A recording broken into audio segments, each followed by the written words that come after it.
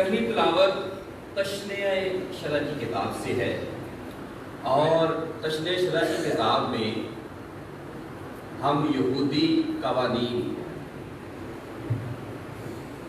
قوانین کے بارے میں سمجھتے ہیں، قانون سمجھتے ہیں نا کہ شریعت. اور جب ہم کلام کی بات کرتے ہیں تو ہم مسیحی جب جانے جاتے ہیں تو ہم اپنے کلام کا حوالہ کس طرح دیتے ہیں؟ ہم کہتے ہیں کہ بائبل مقدس میں یہ لکھا ہے. کیا مسیحیوں کی کتاب حیات یہ ہے یا کتاب مقدس جو ہے وہ بائبل مقدس ہے؟ کیا جواب دیتے ہیں آپ؟ بائبل مقدس ہے. جیسے یہودیوں کی علیحدہ کتاب ہے، مسلمان بہن بھائیوں کی علیحدہ کتاب ہے، ہماری کون سی کتاب؟ شاباش، بہت اچھے سے جواب دے دیا. لیکن یہ سب کا جواب ہو جانا چاہیے تھا انجیل مقدس. انگریزی زبان سے کہتے ہیں گاسپل، خوشخبری. میں نے ابھی بھی پڑھا کہ ہمارے لیے خداوند یسوع مسیح کی خوشخبری. تو مسیحیوں کے لیے انجیل، مسیحیوں کے لیے انجیل ہے. اور دنیا میں 3 مذاہب ہیں جسے مونو ریلیجن کہا جاتا ہے، یعنی کہ ایک خدا کو ماننے والی 3 مذاہب، جس میں جوڈیزم یعنی یہودیت، اسلام اور مسیحیت.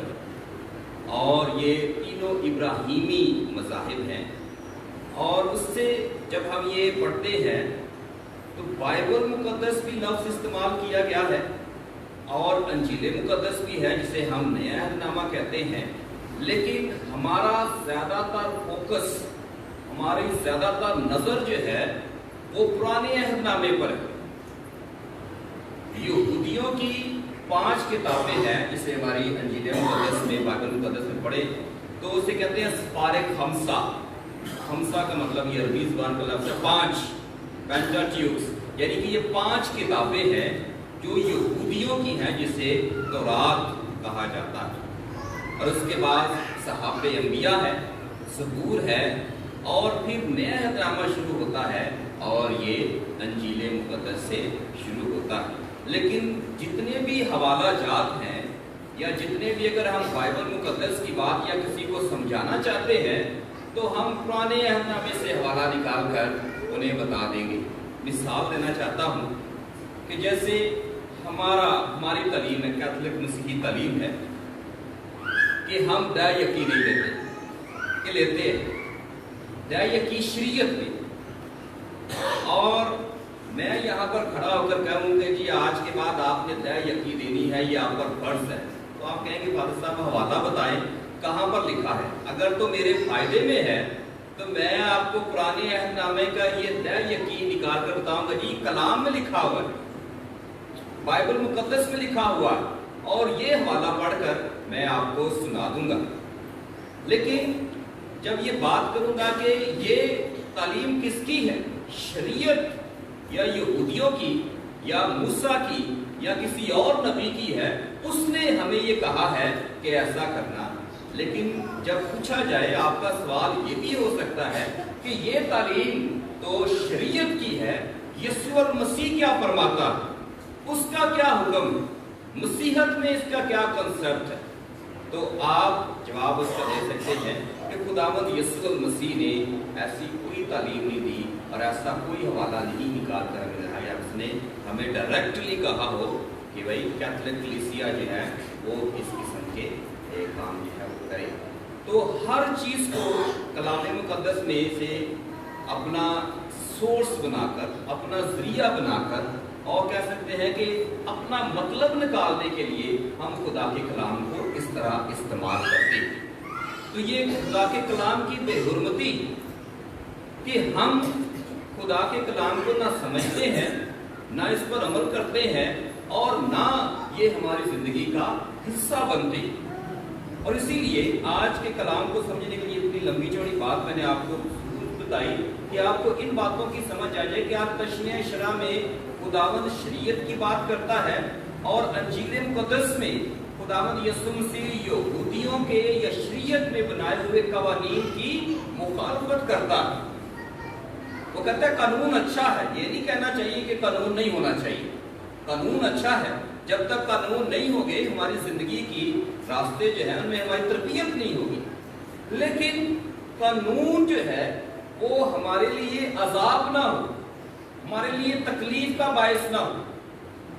तो खुदा ने 10 हुक्म दिए और जो यहूदी रहनुमा थे फकीह और फरीसी, उन्होंने तकरीबन 600 से भी ऊपर कवानीन जो है वो बना लिए। उनमें से कवानीन ज्यादातर तहारत के थे, पाकीज़गी के थे, कैसे पाक रहना है, कैसे अपने आप को पाक करना है, ज़ाहिरी चीजें। लेकिन खुदावन पाक कलाम में फरमाता है कि इन सारी ज़ाहिरी चीजों से जो बेहतरीन कह सकते हैं कि जो चीज जिसे पाक रखना है वो हमारा अंदरून बातन, हमारा दिल। और जब तक ये पाक नहीं है तब तक ज़ाहिरी कोई भी पाकीज़गी जो है वो हमें पाक नहीं कर सकती। इसलिए रूह और उसका रूह बातन है, और इस बातन को पाक होना जो है वो बड़ा जरूरी। समझ आ रही है मेरी बात? तो करें। हाँ, तो ये बात है कि खुदावन हमें समझाना चाहता है कि हमने उसका कलाम अगर सुनना है तो इसके कलाम पर अमल करना है। अभी देखिए कि हमारे माशरे में हमारे पापा आज़म गुजरे हैं, मौलवी मुक़द्दस हैं, मुक़द्दस जॉन पॉल डोइन पापा आज़म थे। वो कहते हैं कि the sense of sin is lost, इंसान के अंदर से गुनाह की हिस्स जो है वो मर चुकी है। पहले ऐसे होता था, जब हम गलत काम करते थे तो अंदर से आवाज आती थी, जिसे ज़मीर या कॉन्शियस कहा जाता है, और अंदर से आवाज आती थी, आप किसी को बताएं या ना बताएं, रात को चारपाई पर लेट कर आपको ये एहसास जरूर होता कि मैंने आज कोई काम गलत किया। आपको पता है, आपके घर वालों को भी नहीं पता, आपके मोहल्ले वालों को भी नहीं पता, किसी और शख्स को इस बात का इल्म नहीं है कि अगर आपने धोखा दिया है, मिसाल के तौर पर आपने चीटिंग की है 10 रुपए की, 20 रुपए की, 1000 रुपए की, या इससे भी बढ़कर, तो आपको पूरी तरीके से नींद नहीं आएगी कि मैंने गलत काम किया है, चलो किसी को क्या पता। तो एक दफा जब ये काम किया तो शर्मिंदगी हुई, परेशानी हुई, ज़मीर ने झंझोड़ा। दूसरी दफा जब ये काम किया तो फिर हुआ, तीसरी दफा, चौथी दफा, और जब ये 10 दफा कर लिया तो ये आदत बनी। और जब ये आदत बन गई तो फिर आहिस्ता आहिस्ता से ये अंदर से आवाज आना बंद हो गई। और फिर हमारा जवाब ये होता है, जब भी हम कोई गुनाह करते हैं तो हम कहते हैं खैर है, दूसरे भी करते हैं, मैंने कर लिया तो क्या हुआ। दूसरे भी करते हैं तो मैंने कर लिया तो क्या, मैंने तो 10 रुपए की चोरी की है ना, लोग इधर लाखों लाखों खा जाते हैं, और इस वजह से मुझे कोई फिक्र नहीं है क्या होगा। मैंने अगर चोरी की है तो क्या मैं मर गया, क्या मुझ पर कोई अजाब आ गया है। लेकिन क्या हुआ कि इंसान के अंदर से गुनाह की हिस्स या सेंस जो है वो खत्म हो गई। फिर आप 10 रुपए छोड़े या लाख छोड़े या करोड़ छोड़े, इससे भी ज्यादा की रकम आप लोग छोड़े, लेकिन खुदावंद के नजदीक बदनिश्ती 1 रुपए की हो या 1000 की हो, बदनिश्ती बदनिश्ती, चोरी चोरी है और धोखा धोखा है। इसीलिए खुदावंद हमें सिखाना चाहता है कि ज़ाहिरी दिखावे से खुदा के 10 हुक्म है, और 10 हुक्म कई दफ़ा हमें पढ़ाने वाले कहते हैं कि 10 हुक्म ये है कि ये ना करना, ये ना करना, ये ना करना, और 11वां हुक्म है कि सब कुछ करना और पकड़े ना जाना। ये इंसानों का बनाया हुआ हुक्म। तो इसीलिए खुदा हमसे हमारा अंदरून तब्दील करने के लिए कहता है। इसीलिए तो मुबारकबादियों में कहता है, मुबारक है वो जो पाक दिल, वो क्या करेंगे, जिनके दिल पाक है वो क्या करेंगे। क्या भाई, सारा शताब ने बताना है। उसके अलावा भी कोई बताए कि जो मुबारक कलाम पढ़ते हैं ना, अगर मैं ये कलाम की बात, तो मैं फादर इधर खड़ा हूँ, फादर अपनी मर्जी से कलाम पढ़ के आपको सुनाकर चले गए जी, बात तो कहना जी फादर जी पता नहीं आप बात गलत पढ़ रहे थे। कलाम सबके लिए एक, और इसलिए आपको इसका इल्म होना बड़ा लाजमी है। तो ये मुबारकबादियाँ, और उसमें खुदावंद कहता है मुबारक है वो जो पाक दिल है, वो किसको देखेंगे, खुदा को देखेंगे। तो हमारी स्ट्रगल क्या है, हमारी कोशिश क्या है, सुबह शाम हम क्या करते हैं। آپ کہہ سکتے ہیں کہ شاید مجھ سے زیادہ اچھی دعا آپ کرتے، لیکن دعا میں آپ کا نظریہ کیا کرنا چاہتے ہیں؟ آپ دعا آپ خدا سے ملنا چاہتے ہیں؟ اور اگر میں آپ سے کہوں کہ آپ دعا کریں تو دعا میں سب سے پہلا جو لفظ آپ استعمال کرتے ہیں آج کل، کیا خداوند میں تیری حضوری کو محسوس کرتا ہوں، یہ لفظ کہیں گے نا؟ کیسے آپ اس کی حضوری کو محسوس کرتے ہیں؟ پاکیزگی ناپاکی کے ساتھ نہیں رہ سکتی، صبح شام کے ساتھ نہیں رہ سکتی، دن رات کے ساتھ نہیں رہ سکتا۔ تو جب تک ہمارا اندرون، ہمارا اندر، ہمارا وجود پاک اور صاف نہیں ہے، ہم کس نیت کے ساتھ اس گھر میں آ کر خدا سے کہہ سکتے ہیں کہ میں تیری حضوری کو محسوس کرتا ہوں؟ حضوری پاک جگہ، پاک شخص اور پاکیزگی کے اندر ہوتی ہے، اور اسی وجہ سے جب تک ہم دل و جان سے پاک صاف نہیں ہے تب تک ہم خدا کی حضوری کو محسوس نہیں کر سکتے۔ تو باقی تو لفظوں کی ہیر پھیر ہے، آپ لفظ جیسے مرضی استعمال کر لیں، اچھے برے لفظ آپ استعمال کر کے کہہ سکتے ہیں کہ جی بڑی اچھی دعا کی ہے، اتنی اچھی دعا کی ہے کہ آپ اس سے بڑی دعا اور کوئی کر سکتا ہی نہیں ہے۔ ایک اور مثال دینا چاہتا ہوں، میں پشاور میں تھا، اور پشاور میں اور دو پیرش ہے، ایک کینٹ کے اندر ہے اور ایک سٹی کے اندر ہے۔ تو جس طرح آج میں عبادت کے لیے آیا تو وہاں پر فادر جیمس شمام تھے، تو یہ کیرزمیٹک پریئر ہوتی ہے جہاں پر دعائیہ شفائیہ عبادات ہوتی ہیں۔ تقریباً 35 کی رات تھی اور عبادت کے لیے میں آیا، تو یہاں تو خیر خدا کا شکر ہے کچھ نہیں، وہاں پر بہت زیادہ سیکیورٹی ہوتی ہے۔ میں چرچ میں آیا اور چرچ میں جب عبادت کر رہے تھے تو بالکل جیسے یہ آلٹر ہے اس کے سامنے کھڑا، تو میں دعا کرا رہا تھا لیکن سامنے ایک آدمی کھڑا تھا، میں اس کی دعا سے بڑا متاثر تھا۔ میں نے کہا شاید اتنا گہرے طریقے سے خدا کی عبادت میں نہیں کر سکتا جس طرح یہ آدمی کا ہاتھ پورے اوپر بلند اور اتنا دعا میں مگن کہ میں نے یہ فیصلہ کیا کہ میں نے کہا عبادت کے بعد میں اس بندے سے پوچھوں گا کہ یہ اتنے گہرے طریقے سے خدا کے ساتھ وابستہ کس طرح طریقہ ہو سکتا ہے، دعا ہو سکتی ہے۔ ہر عبادت، ساری عبادت میں 3 سے 4 گھنٹے کی عبادت تھی اور اس نے مجھے بہت متاثر کیا۔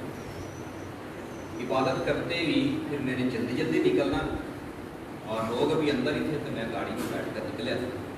تو ابھی میں نکل رہا تھا تو وہاں پر جو ہمارے سیکیورٹی اہلکار ہوتے ہیں، ایک آدمی نے کسی سیکیورٹی اہلکار کا گریبان پکڑا تھا، اور کیونکہ وہاں پر یہ بیریئر لگے ہیں، زگ زیگ کر کے گزرنا ہے، تو میں رکا اور میں اس کے نیچے اترا تو میں نے دیکھا اس نے اس کا گریبان پکڑا ہے۔ تو میں نے دیکھا کہ وہی بندہ جو سب سے آگے سب سے زیادہ اونچے ہاتھ کر کے دعا کر رہا تھا، اس نے بائیں والے شخص کا گریبان پکڑا اور یوز ہوا۔ میں نے اس سے پوچھا کہ آپ یہ کیا کر رہے ہیں؟ وہ سیکورٹی والا کہتا ہے فادر جی یہ آج چیک کر رہا تھا، کہنا ہے تو میں نہیں چیک کر سکتا، تو کر کے وہاں ہماری اس کے ساتھ منہ ماری ہو گئی ہے، اور اس نے کہا نماز پڑھا ہوں دے پھر باقی آخر کو سمجھ رہے میری بات کہ یہ پریٹینڈنگ، یہ دکھاوا مجھے دکھا سکتے ہیں، ہم لوگوں کو دکھا سکتے ہیں کہ آپ خدا کے کتنے نزدیک ہیں۔ ایکٹنگ ہے نا، کوئی بھی کر سکتا ہے، لیکن خدا کے نزدیک ہونے کے لیے مسیحی تعلیم یہ ہے کہ آپ کو دل کا حلیم اور فروتن بھی ہونا ہے۔ تو مسیحت اتنا خوبصورت مذہب ہے کہ جب اس پر ہم عمل کریں تو شاید ہماری زندگیاں جو ہیں وہ تبدیل ہو سکتی ہیں۔ اور اسی لیے ہمارے ادارے ہیں، ہمارے اسکولس ہیں، اور یہاں پر اس سے اچھے اسکول بھی ہیں، اور آج کل تو ہر ایک کہہ سکتے ہیں کہ برانڈ بنا ہوا ہے کہ ہم شاید سٹی اسکول میں جائیں گے یا اور اسکولوں میں جائیں گے۔ ہمارے اسکولوں کا یہاں پر موجود ہونا اس کی کیا علامت کہ یہاں پر مسیحی تعلیم جو ہے وہ سکھائی جاتی ہے، صرف مسیحیوں کو نہیں غیر مسیحیوں کو بھی۔ اور آپ کہیں گے کیسے جی ہم انہیں کنورٹ کرتے ہیں؟ نہیں، یہاں پر صرف گاسپل ویلیو یعنی بائبل مقدس، انجیل مقدس کی جو تعلیمات ہیں وہ سکھائی جاتی ہیں۔ یہاں پر یہ نہیں بتایا جاتا کہ بائبل مقدس میں یا انجیل مقدس میں یہ لکھا ہے کہ ایک دوسرے کو معاف کرو، بلکہ وہاں پر کلاس میں یا اسکول میں یہ سکھایا جاتا ہے کہ ہم نے کس طرح ایک دوسرے کو معاف کرنا ہے، پیار کرنا ہے، برداشت کرنا ہے، اور یہی مسیحی دنیا جو ہے وہ ہمارے اندر پائی جاتی ہے۔ تو اسی لیے مسیح میرے عزیز بھائیوں اور بہنوں، خداوند آج کلام میں یہی مثال دے کر کہتا ہے کہ یہ قوانین ہیں آپ کو سیدھا کرنے کے لیے، لیکن ان قوانین کو آپ اپنی انا کا مسئلہ نہ بنا لیں کہ جس سے کسی کو تکلیف ہو۔ ہم کیتھولک چرچ کیوں لوگوں کی زیادہ تر نظر میں رہتے ہیں اور ہم اسے بڑی آسانی کے ساتھ ٹھوکر مار کے چلے جاتے ہیں، ساڈا پرانا کام کرو، نہیں کر دیتا تو چلے گئے، آج کل آپشن کھل گئے ہے نا۔ تو کہا جاتا ہے کہ کیتھولک چرچ جو ہے یہاں کے نہ فادروں کو کلام سنانا آتا ہے، نہ انہیں کلام پڑھنا آتا ہے، اور یہ دوسرے لوگ جو ہیں وہ ہم سے کئی درجے آگے چلے گئے۔ کیا کلام پڑھنا اور کلام سنانا مہارت ہے کہ کلام پر عمل کرنا مہارت ہے؟ دنیا میں واحد یہ کلیسیا ہے جو خداوند یسوع المسیح کے کلام پر عمل کرتی ہے۔ مثال دوں گا کہ مرکز 10 باب میں لکھا ہے کہ فریسیوں نے سے آزمانے کے لیے پوچھا کیا یہ روا ہے کہ مرد اپنی بیوی کو چھوڑ دے؟ اس نے کہا کہ موسیٰ نے تمہیں کیا حکم دیا؟ اس نے جواب دیا، نے پوچھا کہ شریعت کیا کہتی ہے؟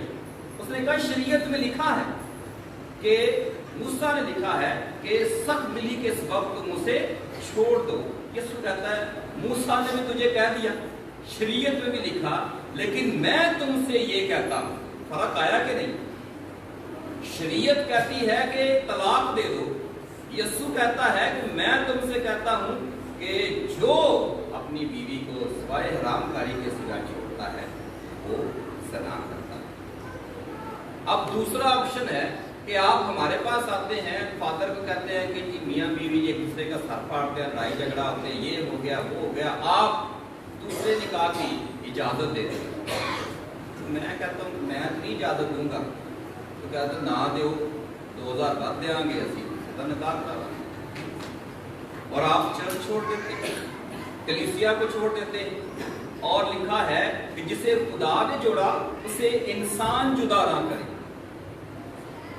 یہ لکھا ہے نا کلام میں۔ اور وہاں پر جو لوگ ایک خدا کے جوڑے ہوئے رشتے کو توڑ کر اور دوسرے کے ساتھ اس رشتے کو باندھتے ہیں، ہمارے لیے وہ بلے بلے واجبہ، انہوں نے ہمارے مشکل وقت میں ہماری مدد کی، لیکن حقیقتاً کیا کیا کہ انہوں نے خدا کے کلام کی حقارت کی، خدا کے کلام کی بے حرمتی کی، خدا کے کلام کی مخالفت کی۔ آپ کی ذاتی لڑائی ہو سکتی ہے، میرے ساتھ ہو سکتی ہے، میں بھی انسان ہوں، میں بھی غلط کام کر سکتا ہوں۔ آپ کہتے ہیں یہ فادر ناصر ٹھیک نہیں ہے، کوئی اور فادر ٹھیک نہیں ہے، لیکن اس کا مطلب یہ نہیں ہے کہ یہ کلام، یہ چرچ فادر کی ملکیت ہے۔ فادر آتے ہیں چلے جاتے ہیں، میں بھی کئی جگہ پہ ٹرانسفر ہوا، گجرات گیا، پشاور گیا، راولپنڈی آیا، سرگودا گیا، ابھی میں احمد آباد میں ہوں، اور اس سے آگے پتہ نہیں کہاں کہاں میں نے جانا ہے، مستقل کوئی بھی نہیں ہے۔ تو آپ کسی کی وجہ سے اپنا ایمان چھوڑ دیں، اور جب خدا کے سامنے آپ حاضر ہوں تو خدا آپ سے یہ نہیں پوچھے گا کہ ہاں جی آپ نے کیوں اپنے کلام کی مخالفت کی؟ انہوں نے کہا جی فلاں فادر نہیں سی صحیح۔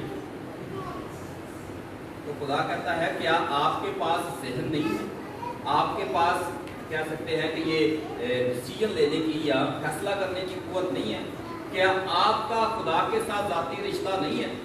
خدا کے کلام میں اگر یہ لکھا ہے کہ یہ غلط کام نہیں کرنا اور آپ نے کیا، کسی کی کہہ سکتے ہیں کہ انا میں آ کر، پتہ نہیں میری باتوں کی آپ کو سمجھ آ رہی ہے کہ نہیں، تو آپ خدا کے کلام کی مخالفت نہیں کر سکتے۔ بات قوانین کی، شریعت کی آ رہی ہے، تو ہم بات کرتے ہیں کہ خداوند نے ہمارے لیے ایک ایسا عمل اور ایسا قانون لکھا۔ تو آپ مجھے بتائیں کہ کلام پڑھ کر سنانے والا اور اتنی اونچی آواز میں کلام سنانے والا اور دوسرے تک کہتا ہے کہ اس کی مخالفت کریں کہ جب یہ حوالہ سے کہیں گے کہ نکاح کے وقت پڑھ کے سنائیں مرکز 10 باب یا متی کی انجیل، اے حوالہ نکاح ٹائم، دوسرے نکاح ٹائم انہیں نہیں پڑھنا۔ کیوں؟ کیونکہ اس میں وہ جو عمل کر رہا ہے وہ اس کی مخالفت ہے۔ اور اسی لیے ہماری تعلیم جو ہے ہمیں سکھائی جاتی ہے. اور آپ لوگ مسیحی کیسے پہچانے جاتے ہیں؟ آپ کو پوچھا جائے، آج کل تو خیر شکلوں سے نہیں پہچانا جاتا کون مسیح ہے اور کون مسیح نہیں ہے، تو کیسے آپ بتائیں گے کہ آپ مسیح ہیں؟ کام تو ہے، لیکن اگر کوئی نشان پوچھا جائے تو کیا نشان ہوگا؟ پاک تسلیس اقدس ثالوث، یعنی باپ اور بیٹے اور روح القدس کے نام سے آمین.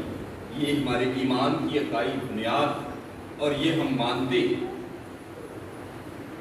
ہر کام خدا کے نام سے شروع ہوتا ہے. ہم مختلف زبانوں میں جب ہم یہ اسٹڈی کرتے ہیں تو کسی نے مجھے کہا کہ وہ عربی میں یا عبرانی زبان میں صلیب کا نشان جو ہے وہ کیسے کریں. ان کا بسم الرحمن والمشیخ والروح القدس، یعنی وہ کسی نے کہتے ہیں بسم الرحمن یعنی رحم کرنے والا، المشیخ مسیح، وہ الروح القدس. اب الرحمن خدا ہے، لیکن عبرانی زبان میں اور عربی زبان میں اگر صلیب کا نشان بنانا ہے تو یہ الفاظ ادا کیے جاتے ہیں.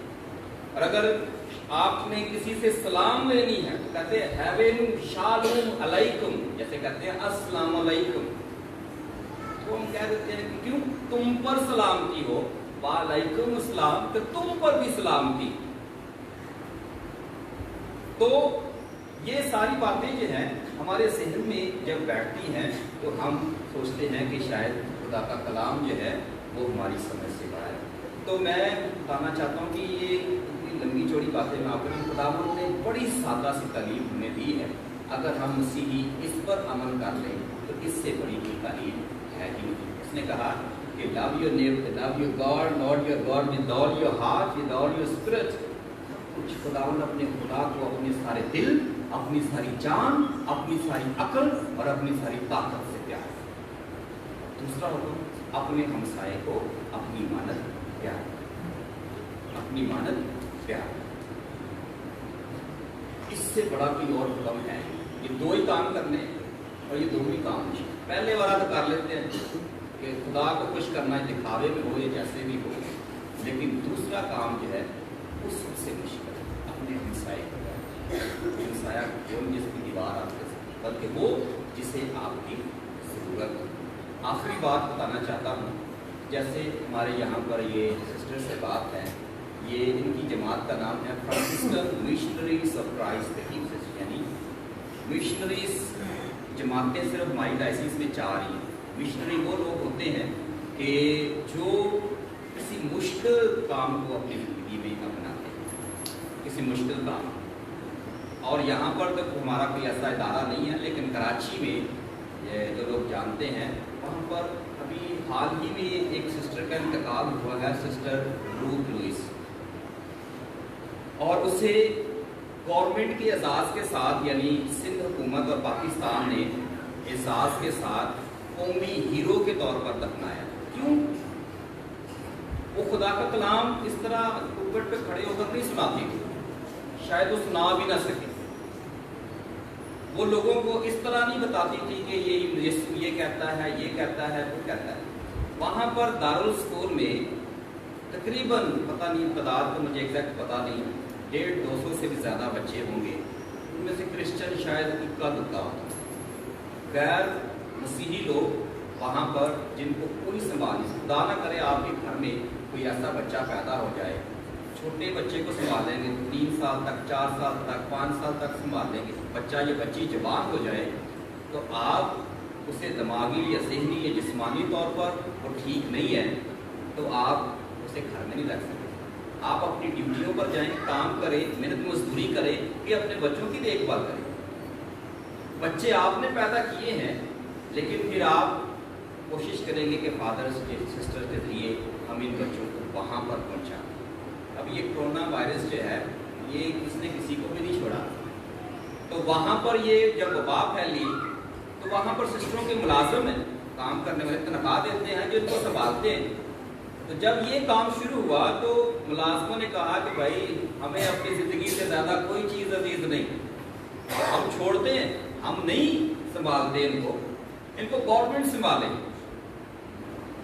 तो सिस्टर ने कहा कि बुजुर्गा थी, यानी 60 से 70 से ऊपर उनकी एज थी, और बुजुर्गों को ये ज़्यादा से कहा कि मैं इन बच्चों की माँ हूँ, खुदा जैसे कह सकता कहता है कि दुनिया तुझे छोड़ देगी, मैं तुम्हें नहीं छोड़ूंगी। जब बच्चों को ये खुराक खिलाने के लिए कोई नहीं था तो उसने ये इनिशिएटिव लिया, उसने कहा कि मैं तो हूँ।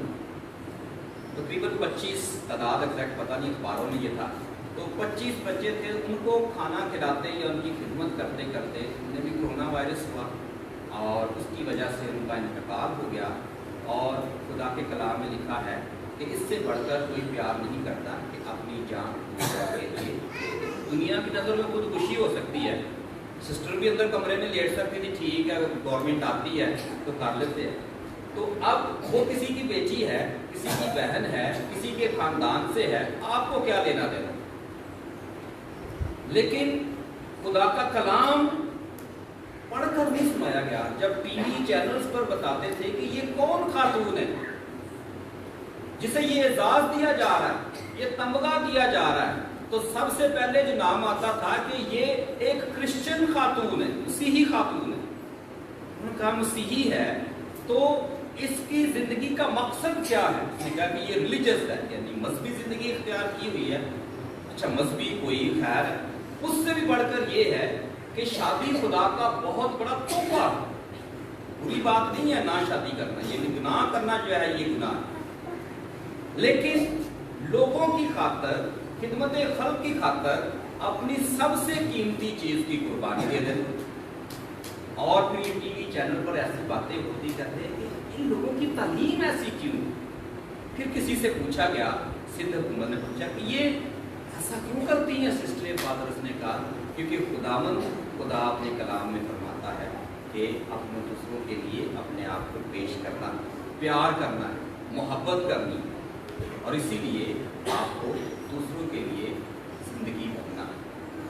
तो ये आज की बातें हैं जो अगर पता नहीं आपकी समझ में है या नहीं है, या लेकिन मैं उसी पर खत्म करना चाहता हूँ कि खुदावन कहता है कि ज़ाहरी ज़िंदगी से बेहतर है कि अपने अंदरून को पाक साफ किया जाए। और खुदा करे हमारी ज़िंदगियाँ पाक हों, साफ हों, और जो हम बाहर से नज़र आते हैं वो हम अंदर से नज़र आए। जैसे ये जहाँ जिस पर हम तलावत करते हैं इसे कहते हैं ट्रांसपेरेंट है। मैं इधर खड़ा हूँ तो ये हरे रंग का लिबास आपको उधर से भी नज़र आ रहा है, नज़र आ रहा है ना। तो जो उधर से नज़र आ रहा है वो इधर भी होना चाहिए। इंसान की ज़िंदगी ऐसे होनी चाहिए, फ्रेब नहीं, झूठ नहीं, दिखावा नहीं। और इससे आप छोटे बनते, आप छोटे बनते। और इसीलिए खुदावन कहता है कि जो आप हो आप वही बनकर दिखाओ, इससे आपकी इज्जत बढ़ेगी। जितना दिखावा करोगे उतने ही लोग आप पर लान। खुदावन आपको इस कलाम पर अमल करने की तौफीक अता फरमाए।